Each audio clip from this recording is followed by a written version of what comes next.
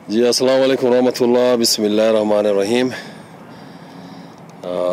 अब देखें मेरे सामने ये कलर जो आपको दरख्त पे पत्ते नज़र आ रहे हैं, ये फॉल कलर्स हैं।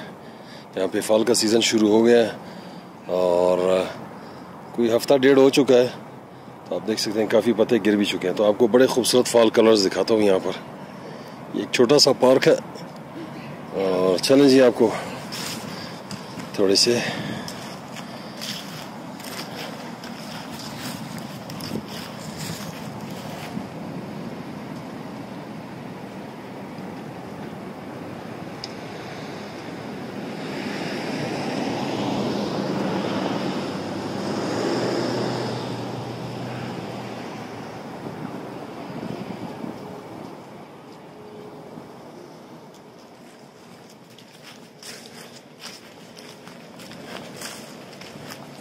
तो इस दफ़ा फॉल काफ़ी खूबसूरत है, क्योंकि अगर अचानक सर्दी पड़ जाए फ्रीज, तो उसमें ये होता है कि सारे पत्ते ब्राउन हो जाते हैं, फिर कलर चेंज होना नहीं आता इनमें।